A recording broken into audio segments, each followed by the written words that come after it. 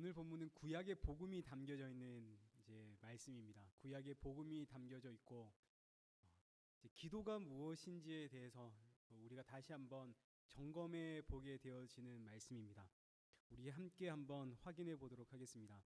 이제 우리가 오늘 이 본문은 솔로몬의 기도가 기록되어져 있습니다. 성전이 완공되었을 때에 온 이스라엘 백성들이 이 성전 앞에 모여 첫 예배를 드리는 장면인데, 이때 솔로몬이 이스라엘 백성들을 대표해서 하나님 앞에 기도 올리는 것이 오늘 본문의 내용입니다. 솔로몬이 이스라엘 백성들을 대표해서 하나님 앞에 기도를 올리고 있고, 이스라엘 백성들은 이 솔로몬의 기도에 아멘으로 화답을 합니다. 이제 아멘의 의미는 솔로몬의 기도가 바로 저의 기도와 같습니다. 저의 마음과 똑같습니다. 이런 뜻이죠. 그래서 지금 온 이스라엘 백성들의 마음과 솔로몬의 마음이 하나가 되어서 한 마음으로 하나님 앞에 같은 기도를 지금 올려드리고 있는데, 근데 우리 지난주에 우리 잠시 언급했듯이 이 솔로몬의 기도는 하나님 마음에 합한 기도가 아닙니다. 그럼 솔로몬의 기도가 지금 뭐가 문제가 있는지, 그리고 하나님이 원하시는 기도란 어떤 기도인지를 우리 한번 확인해 보도록 하겠습니다. 우리 먼저 24절의 말씀을 한번 보시죠. 주께서 주의 종 내 아버지 다윗에게 하신 말씀을 지키사 주의 입으로 말씀하신 것을 손으로 이루심이 오늘과 같으니이다. 하나님께서 다윗에게 어떤 말씀을 하셨냐면, 너의 씨가 내 이름을 위하여 성전을 지을 것이다. 이제 이 말씀을 하셨는데, 하나님이 이 말씀, 이 약속을 하나님께서 지키셔서 오늘 이 성전이 지어졌습니다. 이렇게 지금 솔로몬이 고백을 하는 겁니다. 하나님의 말씀대로, 하나님의 약속대로 이 성전이 지어졌습니다. 그래서 이 고백에 따르면 지금 이 성전은 솔로몬이 임의로 지은 것이 아니라 하나님의 말씀대로, 하나님의 약속을 따라 지어진 성전입니다. 하지만 우리 앞서 확인했듯이 하나님께서 다윗에게 말씀하신 너의 씨, 다윗의 씨는 솔로몬이 아니라 예수님이십니다. 솔로몬의 착각이죠. 착각은 얼마든지 할 수 있습니다. 착각은 아무런 문제가 되지 않죠. 착각은 누구나 할 수 있습니다. 나 예쁜 것 같아, 이런 착각은 우리는 아무런 문제가 없죠. 누구나 할 수 있습니다. 중요한 건 솔로몬의 마음이 중요한 거죠. 솔로몬도 지금 성전을 지었을 때 하나님을 위해 성전 지어야겠다는 그런 마음이, 감동이 왔으니까 분명 성전을 지었을 겁니다. 하나님을 위해 성전을 지어야겠다라는 이런 마음의 소원이 생겼으니 그러니 성전을 지었겠죠. 그렇죠? 우리 빌립보서 2장 13절 말씀을 한번 보겠습니다. 너희 안에서 행하시는 이는 하나님이시니 자기의 기쁘신 뜻을 위하여 너희에게 소원을 두고 행하게 하시나니, 하나님은 하나님의 그 기쁘신 뜻을 위해서 성도의 마음에 소원을 넣어주고 그 소원대로 행하게 하십니다. 그럼 이런 관점에서 보면 솔로몬이 성전을 지은 것, 이거 아무런 문제가 없죠. 하나님께서 하나님의 그 기쁘신 뜻을 따라 솔로몬의 마음에 성전을 지으라는 그 소원을 넣어주셨으니 하나님이 주신 그 마음의 감동을 따라 솔로몬이 성전을 지었습니다. 이렇게 이야기를 하면 솔로몬의 성전은 아무런 문제가 없습니다. 그러나 반대의 경우도 있는 거죠. 반대의 경우는 뭔가요? 하나님은 아무런 말씀 안 하셨는데, 하나님은 그런 마음의 소원 넣어준 적이 없는데 내 소원으로, 내 마음의 스스로의 감동으로 이렇게 할 수가 있겠죠. 우리 마음에 하나님을 위해서, 교회를 위해서 뭔가 감동이 생기고 소원이 일어날 때가 분명히 있습니다. 저 사람 내가 도와야겠다. 혹은 저거 내가 사서 교회에 헌물하고 싶다. 이런 마음의 감동이 우리 신앙생활 하다 보면 분명히 일어날 때가 있습니다. 그러면 이것이 하나님이 내 안에 넣어주신, 하나님께서 하나님의 기뻐하신 뜻을 따라 내 안에 넣어주신 마음의 소원인지, 아니면 그냥 이게 내 마음인지, 우리 이거 어떻게 분별할 수 있나요? 마음의 소원을 품으라. 하나님이 하나님의 기뻐하신 뜻을 따라 성도의 마음에 소원을 넣어주신다. 이 말씀에 대한 오해는 하나님이 넣어주시는 이 마음의 소원을 계속 자꾸 나의 어떤 행위에다가 초점을 맞추려고 하는 데에 있습니다. 그래서 이것이 과연 하나님의 일일까? 저 일을 하라고 자꾸 내 마음속에 감동을 주시는데 과연 이게 하나님이 내 안에 넣어주신 소원일까? 아니면 그저 내 마음인 걸까? 하나님께서 우리 안에 넣어주시는 이 마음의 소원, 마음의 감동, 이건 내가 어떤 일을 하느냐 일을 하지 않느냐의 개념이 아닙니다. 하나님이 하나님의 기뻐하신 뜻을 따라 성도 안에 넣어주시는 그 마음의 소원이라고 하는 것은 어떤 일이 아닙니다. 일을 하는 것이 아니고요. 5절을 한번 보시죠. 너희 안에 이 마음을 품으라 곧 그리스도 예수의 마음이니. 하나님께서 하나님의 그 기뻐하시는 뜻을 따라 성도 안에 넣어주는 마음의 소원이란 예수의 마음입니다. 그리스도의 예수의 마음, 예수님을 닮고자 하는 그 마음의 소원, 예수님을 닮고자 하는 그 마음의 감동을 우리 안에 넣어주는 것이지 뭔가 일을 해라 마라, 도와라 돕지 마라, 이런 감동을 이야기하는 것이 아닌 거죠. 그럼 예수 그리스도의 마음이란 어떤 마음인가요? 6절부터 8절, 그는 근본 하나님의 본체시나 하나님과 동등됨을 취할 것으로 여기지 아니하시고 오히려 자기를 비워 종의 형체를 가지사 사람들과 같이 되셨고 사람의 모양으로 나타나사 자기를 낮추시고 죽기까지 복종하셨으니 곧 십자가에 죽으심이라. 예수님의 마음은 종의 형체로 자신을 낮추시고 죽기까지 복종하심으로 십자가에서 죽는 마음. 그래서 하나님이 하나님의 기뻐하시는 뜻을 따라 성도 안에 넣어주시는 그 마음의 소원, 그 마음의 감동이란 나도 예수님처럼 저 십자가에서 죽겠습니다의 마음의 소원, 그 마음의 감동을 의미하는 것이지 내가 지금 어떤 일을 할까 말까 이걸 주는 것이 아닙니다. 내가 지금 십자가에 죽었느냐, 죽기를 원하는가, 이걸 원하는 것이죠. 이 소원을 의미하는 것이죠. 하나님이 내 안에 하나님이 기뻐하시는 뜻을 따라 넣어주시는 소원과 감동은 나도 예수님처럼 죽겠습니다입니다. 그리고 내가 죽었다면, 내가 그 어떤 일을 했다 한들 나는 죽었기 때문에 나는 없죠. 나는 죽었습니다. 내가 한 것이 아닙니다. 그래서 어떤 일을 했다 한들 기억나지 않죠. 기억하지도 않습니다. 교회에 피아노가 오래되었습니다. 자꾸 제 마음에 저 피아노 내가 사서 교회에 헌물하면 좋겠다, 이런 마음의 감동이 생깁니다. 그런데 이때 이게 하나님이 내 안에 주신 이 마음의 감동 소원일까 아닐까, 그건 고민할 필요가 없는 거죠. 덕이 되는 일이고 도움이 되는 일이라면 그건 하시면 됩니다. 문제는 그 다음이죠. 이 피아노 헌물하고 나서 나는 십자가에서 죽었는가, 아니면 저 피아노 볼 때마다 저거 내가 했다고 뿌듯해지는가, 그 이야기입니다. 내 마음에 감동이 와서 저 일을 할까 말까, 저거 하라는 것이 계속 이 감동이 하나님이 주신 것일까 아니면 그냥 내 마음일까, 그거 아니라는 거죠. 그건 알아서 하시면 됩니다. 그건 알아서 하시면 됩니다. 그게 중요한 것이 아니라 본질은 뭔가요? 하나님이 하나님의 기쁘신 뜻을 따라 성도 안에 넣어주시는 그 마음의 소원과 감동은 나도 예수님처럼 낮은 곳에서 섬기길 소원합니다.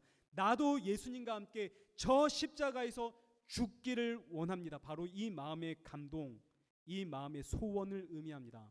그래서 솔로몬의 이 성전 건축은 하나님이 하나님의 기뻐하시는 그 뜻을 따라 마음에 넣어주신 하나님의 소원, 하나님의 마음의 감동, 그거하고는 아무런 관계가 없습니다. 그건 해도 되고 안 해도 되는 거죠. 어떤 분이 마음에 감동이 있어서 교회 100개를 건축해야겠다, 그런 분들이 종종 간증 집회를 합니다. 교회를 100개를 지었든 200개를 지었든 그 마음속에 나도 예수님처럼 죽겠습니다의 감동이 없으면 성전을, 교회를 아무리 많이 건축했다 한들 그게 무슨 의미가 있겠습니까? 그거 중요한 게 아니라는 뜻입니다. 솔로몬이 성전을 건축했느냐 건축하지 않았느냐, 이게 중요한 것이 아니라 솔로몬의 그 중심에 유월절 어린 양의 신앙이 있느냐 없느냐 하는 것이 중요한 것이죠. 구약 성도들의 신앙은 유월절 어린 양의 신앙입니다. 신약 성도의 신앙은 예수 그리스도의 십자가의 신앙이죠. 출애굽한 이스라엘 백성들에게 하나님께서 성막 지으라고 하십니다.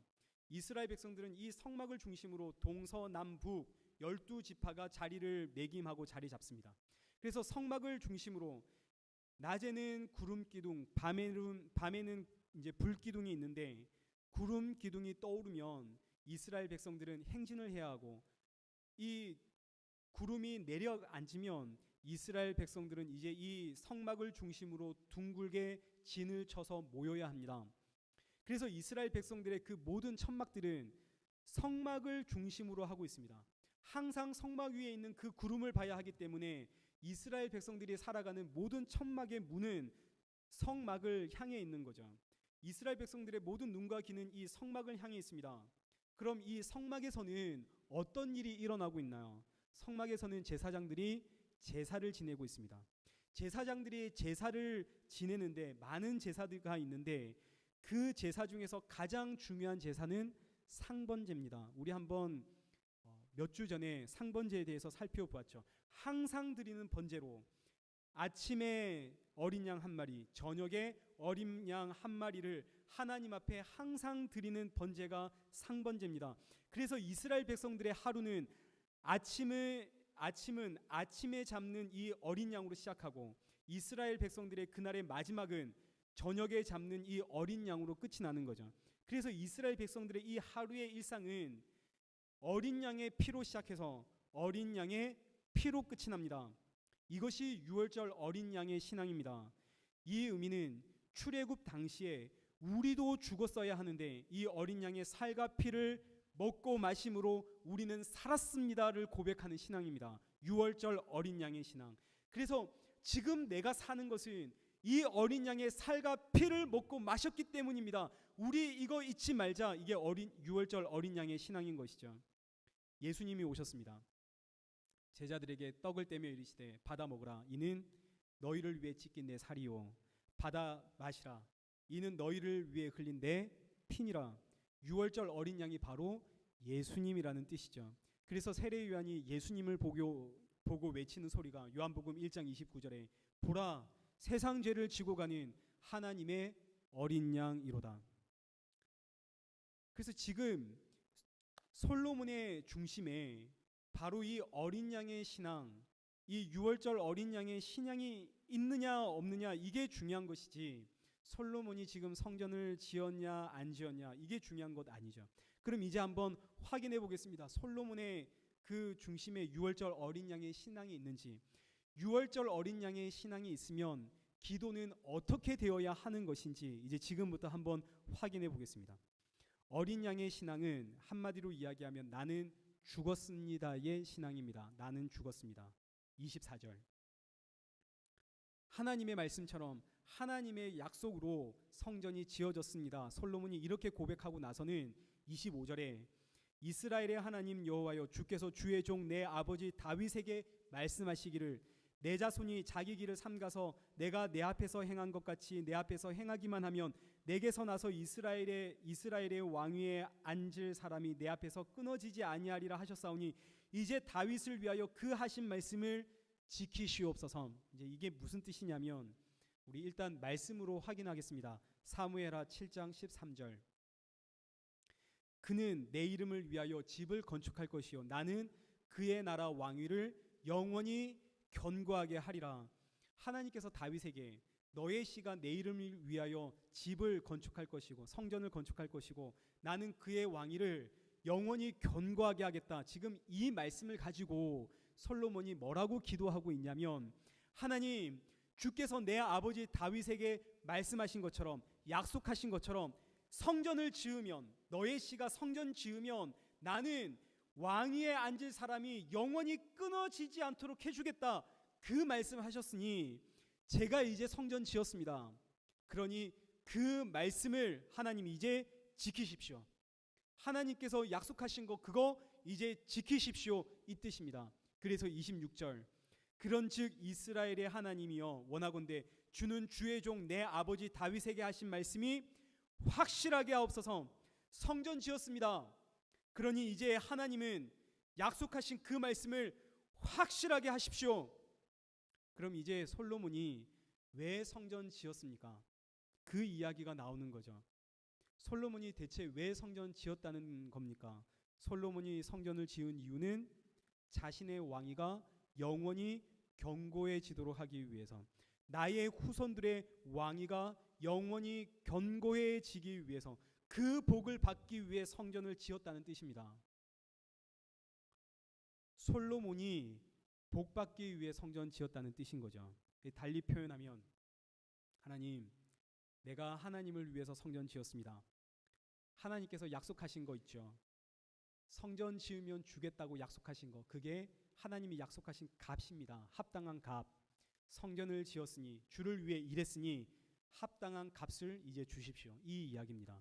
그래서 로마서 4장 4절, 일하는 자에게는 그 삭시 은혜로 여겨지지 아니하고 보수로 여겨지거니와. 하나님을 위해 일하는 사람들이 있습니다. 하나님을 위해 일하는 사람들은 하나님이 주시는 것을 은혜로 여기지 않고 보수로 여깁니다. 이 무슨 의미냐면, 하나님 앞엔 죽은 자가 있고 하나님 앞에 살아서 일하는 자가 있습니다. 하나님 앞에서 죽은 자는 어린 양의 신앙, 예수 그리스도의 십자가의 신앙을 가진 자입니다. 그는 죽은 자입니다. 그래서 그는 죽은 자이기에 하나님이 주시는 것은 전부 다 그저 은혜일 뿐입니다. 반대로 죽지 않은 사람이 있습니다. 하나님 앞에 살아있어서 일하는 자가 있습니다. 그는 하나님이 주시는 것을 은혜로 받는 것이 아니라 내가 일한 대가로 받습니다. 지금 솔로몬은 하나님 앞에 죽은 자인가요? 살아있는 자인가요? 살아있으니 달라고 하는 거죠. 죽어있으면 달라고 하지 않습니다. 살아있기에 내가 성전 지었으니 약속한 복 주십시오 하는 겁니다. 지금 여러분, 이게 뭐가 잘못된 거지 잘 이해가 안 되신다면 지금 우리가 이렇게 기도하고 있기 때문입니다. 솔로몬이라고 하는 인물과 솔로몬의 기도가 잘못되었다라고 우리는 생각해 본 적이 없기 때문에, 솔로몬의 이 기도가 우리가 당연히 마땅히 하나님 앞에 드려야 할 기도라고 생각하고 있어서 뭔가 이게 이상하다, 잘못됐다라고 생각하지 못하는 거지 잘못된 거죠. 보시죠. 그래서 이제 33절부터 시작되어지는 모든 솔로몬의 기도는 전부 다 하나님 앞에 조건이 붙는 기도입니다. 다 조건이 붙습니다. 이렇게 조건이 붙는 거죠. 33절, 하나님, 만일 우리가 범죄해서 적그 앞에 패하게 되었을 때 주께 돌아와 회개하고 기도하면 주는 들으시고 조상에게 주신 땅으로 돌아오게 하소서. 35절, 36절, 만일 주께 범죄하여 하늘의 문이 닫히는 이 벌이 우리에게 임했을 때 성전을 향해 회개하면 하나님, 이 땅에 비를 내려 주옵소서. 37절, 38절, 만일 이 땅에 기근이나 전염병이나 곡식이나 시들거나 그때 우리가 성전을 향해 기도하면 하나님, 회복을 허락하여 주옵소서. 솔로몬의 기도는 전부 다 조건이 붙습니다. 어떤 조건이냐면, 하나님, 제가 회개하면, 하나님, 우리가 기도하면 용서하시고 우리가 기도하면 복을 주옵소서. 솔로몬의 기도는 전부 다 내가 살아있는 거죠. 내가 하나님 앞에 기도해서, 내가 하나님 앞에 회개해서, 내가 용서받을 만한 행위를 해서 용서를 받아내겠다는, 회개해서 복을 받아내겠다는 내가 살아있는 기도. 그래서 하나님이 이 기도를 받질 않습니다. 이 땅의 모든 사람은 다 죄로 인해 죽어있는 존재입니다. 죄인이죠. 죄인이 어떻게 그 행위로 복을 받아낼 수 있고, 죄인이 어떻게 그 행위로 용서를 받아낼 수 있나요? 뭘 해도 죄인인데. 지금 이게 언뜻 내 마음에 이렇게 잘 이해가 안 되신다면, 그럼 기도는 어떻게 해야 됩니까? 그 예를 보시면, 그렇구나, 우리가 이제 손뼉을 치게 될 겁니다. 다니엘의 기도입니다. 우리 다니엘의 기도를 한번 확인해 보죠. 다니엘서 9장입니다. 바벨론에 의해서 이스라엘이 망했습니다. 이스라엘 백성들은 다 포로로 잡혀갔고, 다니엘 선지자는 바벨론에서 선지자 예레미야의 글을 읽고 있다가 그렇구나, 하나님의 뜻 그리고 하나님의 마음을 깨닫게 되었습니다. 그래서 다니엘이 온 이스라엘 백성들을 대표로 하나님 앞에 아침, 점심, 저녁으로 하루 3번 하나님 앞에 기도하는데 이렇게 기도하는 거죠. 3절, 내가 금식하며 베옷을 입고 죄를 덮어쓰고 주 하나님께 기도하며 간구하기를 결심하고. 그리고 5절, 우리는 이미 범죄하였고 패역하며 행악하며 반역하여 주의 법도와 규례를 떠났습니다. 6절 우리가 주의 말씀을 듣지 않았습니다. 그리고 나서 7절 주여 공의는 주께로 돌아가고 수치는 우리 얼굴로 돌아옴이 오늘과 같아서 우리가 주께 범죄 죄를 범하였음입니다. 이 7절의 말씀이 어떤 뜻이냐면 하나님 우리 죄인입니다. 패역한 백성입니다. 그래서 수치가 우리의 얼굴로 돌아오는 것이 마땅합니다라는 뜻입니다. 하나님 우리는 심판받는 것이 마땅합니다라고 기도하는 것이죠. 다니엘의 기도입니다. 그래서 다니엘의 기도는 계속 이어지는 내용이 뭐냐면 하나님 우리가 범죄했습니다. 우리가 주의 율법을 번하였고 주의 목소리를 듣지 않았습니다. 그래서 우리는 저주받아 마땅합니다라고 기도하고 있는 거죠. 다니엘 시대에 이스라엘 백성들은 아무도 이렇게 기도하지 않았습니다. 왜 우리가 망해야 합니까? 하나님을 위해 살았는데 하나님의 백성인데 왜 우리가 망해야 됩니까?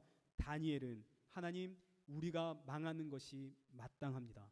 그리고 나서 다니엘의 기도 놀라운 것은 7절 그런데 주님 공의는 주님께로 돌아갑니다. 공의는 주께로 돌아갑니다. 우리는 수치받는 것이 마땅합니다.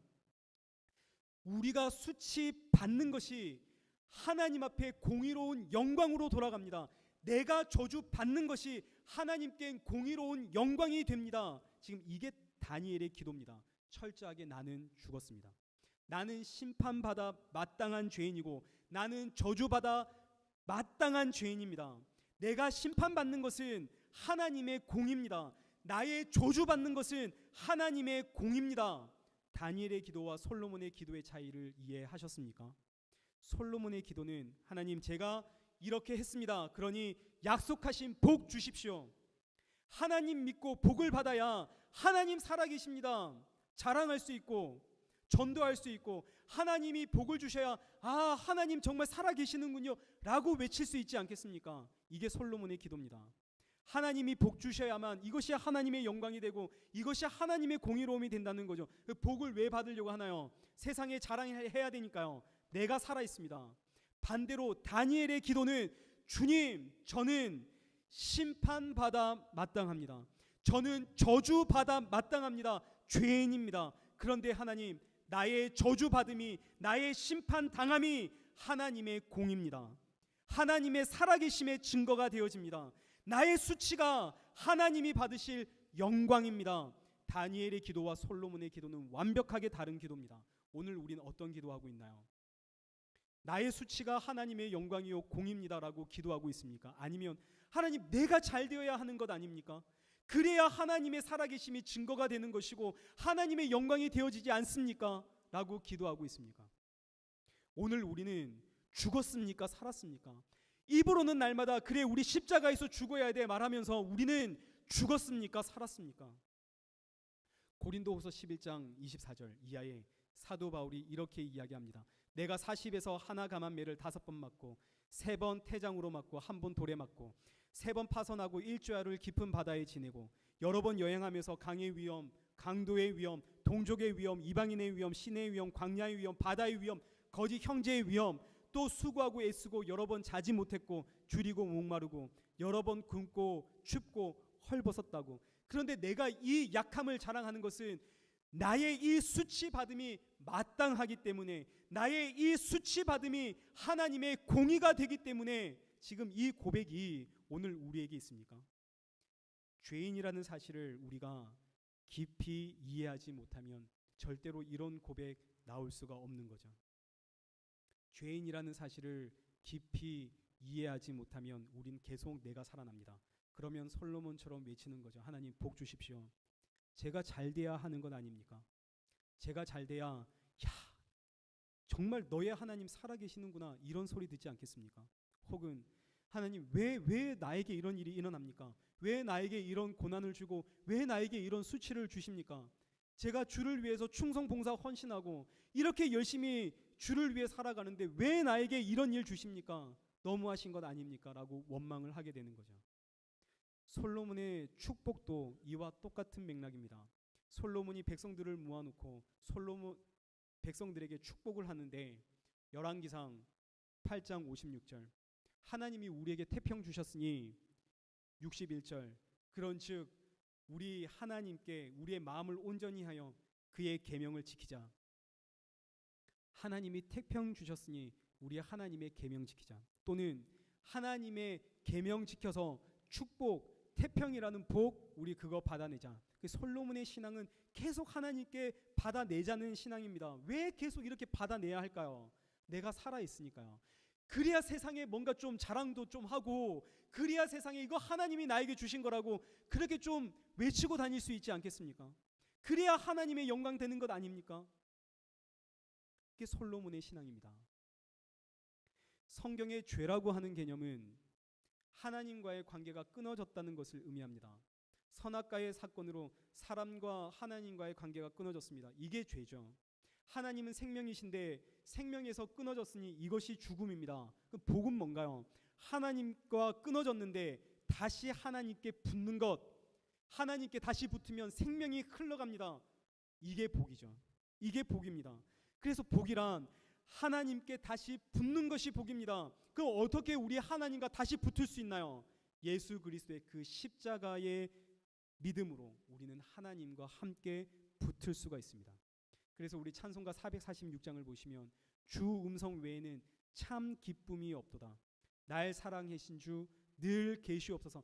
날 사랑하시는 주 나와 늘 함께 하소서. 기쁘고 기쁘도다 항상 기쁘도다. 주 나 주께 왔사오니 복 주옵소서.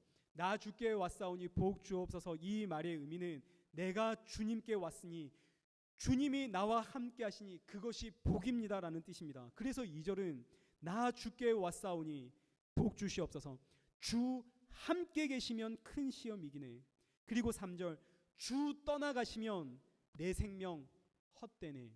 이게 성도의 복입니다. 그래서 마태복음 4장에 마귀가 예수님을 시험합니다. 3가지의 시험을 하는 거죠. 첫 번째는 돌을 떡으로 만들어 봐라. 두 번째는 성전 꼭대기에서 한번 뛰어내려 봐라. 세 번째는 나에게 절해라. 그러면 이 세상의 영광을 다 너에게 주마. 이게 무엇을 의미하나요? 마귀는 세상의 영광을 준다는 뜻입니다. 마귀는 세상의 영광을 줍니다. 그리고 그게 복이라고 착각하게 만드는 거죠. 마귀는 거짓의 영입니다. 마귀에게 속으면 세상의 부귀 영화가, 세상의 영광이 마치 하나님이 주시는 복이다라고 우리가 속게 되어집니다. 세상의 영광은 마귀가 주는 거. 그럼 우리 하나님은 우리에게 뭘 주십니까? 하나님 우리에게 뭘 주셨나요? 하나님은 우리에게 예수 그리스도의 십자가를 주셨습니다. 그거 외에 우리에게 주신 것이 없죠. 그래서 마귀는 세상의 영광을 주고 하나님은 예수 그리스도의 십자가의 영광을 주십니다. 왜요? 저 십자가에서 하나님과 나와의 관계가 회복되어지기 때문에, 저 십자가에서 우리의 생명이신 하나님께 내가 지금 접붙을 수 있기 때문에, 그래서 예수님은 이 세상에서 성도에게 십자가만을 주십니다. 그런데 예수 믿는다고 하면서 내가 죽어야 하는 하나님과 나를 접붙여주는 저 십자가는 싫고 이 세상의 영광을 달라고 끊임없이 구하면, 그럼 지금 내가 믿고 있는 하나님은 어떤 하나님이 되나요? 그래서 예수님이 바리새인을 보면서 너의 아버지와 나의 아버지는 다르다. 너의 아버지는 마귀다라고 하셨습니다. 복이 무엇인가요? 이 땅에서의 태평이 복이 아니라 나를 하나님과 붙여주는 저 예수 그리스도의 십자가가 복입니다. 이제 말씀을 믿겠습니다. 열왕기상 우리 9장 1절부터 9절까지의 말씀을 간략히 살펴보고 이제 말씀을 맺겠습니다. 지금까지 열왕기상 이 8장에서 솔로몬은 성전 봉헌식을 했습니다. 언약궤를 성전 안에 넣었고 성전 앞에서 백성들에게 대표로 하나님 앞에 기도했고 백성들에게 축복도 했고 그리고 잔치도 열었습니다. 그리고 나서 9장 1절 솔로몬의 이 모든 행사를 성경은 이렇게 평가합니다. 솔로몬이, 우리 이거 함께 읽으시죠. 시작. 솔로몬이 여호와의 성전과 왕궁 건축하기를 마치며 자기가 이루기를 원하던 모든 것을 마친 때에. 무슨 뜻인가요? 성전 건축, 왕궁 건축, 성전 봉헌식, 대표 기도와 축복과 잔치, 이거 전부 다 누가 원했던 것이라고요? 솔로몬이 원했던 것. 자기가 이루기 원했던 모든 것들. 이것이 솔로몬 성전에 대한 하나님의 평가입니다. 자기가 이루기 원했던 모든 것들. 그래서 우리 지난주에 살펴보았듯이 8장 66절 솔로몬은 하나님이 베푸신 그 은혜의 명단에 이름이 기록되어 있지 않습니다. 열왕기상 5장부터 8장까지 솔로몬이 성전을 건축하는 이 모든 과정, 하나님께서 칭찬하는 것이 아니라 솔로몬이 그저 자기가 이루기 원했던 것을 이룬 것뿐이다 라고 평가를 하는 거죠. 성전 건축에 대한 하나님의 최종 평가입니다. 솔로몬 그는 자기가 이루기 원했던 것을 다 했을 뿐이다.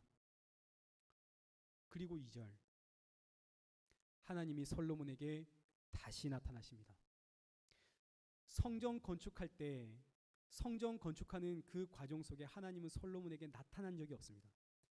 끝나고 나서 하나님이 솔로몬에게 나타나시죠. 그리고 3절 하나님께서 솔로몬의 기도를 받았습니다. 근데 여러분 이게 은혜죠. 솔로몬은 자기 뜻대로 다 했지만 하나님은 그걸 받아주셨습니다. 그리고 솔로몬에게 복음이 무엇인지를 가르쳐 주십니다. 구약의 복음입니다. 4절 너가 만일 너의 아버지 다윗의 행함같이 마음을 온전히 하고 바르게 하여 내 앞에서 행하며 내가 내게 명령한 대로 온갖 일을 다 순종하여 내 법도와 율례를 지켜 행하면 내가 너의 기도에 응답해 줄게. 그러나 지키지 않으면 7절에 기록된 것처럼 내가 너의 후손들을 이 땅에서 끊어버릴 것이고 이 성전은 내가 집어 던져버리겠다. 하나님께서 지금 솔로몬에게 신앙이란 무엇인지 복음이란 무엇인지를 가르쳐 주시는 내용입니다. 솔로몬아, 너의 아버지 다윗처럼 온전하게 행하지 못하면, 그래서 나의 이 계명을 지켜내지 못하면 나는 너의 후손들을 이 땅에서 끊어버리고 이 성전은 집어 던지겠다. 이제 우리는 결론을 압니다. 열왕기서의 마지막은 성전은 완전히 무너지고 이스라엘 백성들은 그 땅에서 모두 다 쫓겨나 포로가 되어지거나 난민이 되어 버림으로써 열왕기서는 끝이 납니다. 솔로몬이 다윗처럼 하나님 앞에 온전하지를 못했다 이런 뜻인 거죠.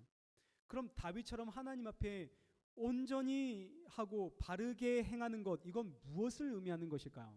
이제 열왕기상 15장 5절 말씀을 한번 보시면 다윗은 햇사람 우리아의 일 외에는 평생의 여호와 보시기에 정직히 행했다. 이제 성경이 이렇게 기록하고 있습니다. 햇사람 우리아의 일 외에는 평생에 정직히 행한 다윗. 그러나 우리가 알듯이 이 햇사람 우리아의 사건은 작은 일이 아닙니다.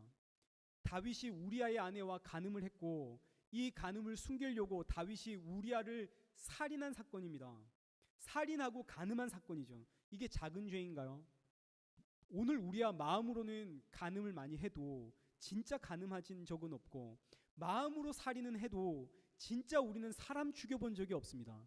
그러나 다윗은 간음을 했고 살인을 했는데 다윗은 우리와 같은 평범한 사람이 아니라 너무나 무서운 사람인데 무시무시한 죄를 지었는데 어떻게 이런 사람을 정직한 사람, 온전한 사람이다 이렇게 이야기할 수 있을까요? 어떻게 이렇게 평가할 수 있나요? 대체 하나님은 다윗의 뭘 보고 다윗을 온전한 사람이다, 솔로몬에게 너도 다윗처럼 온전하게 행해라, 어떻게 이렇게 말씀하실 수 있을까요?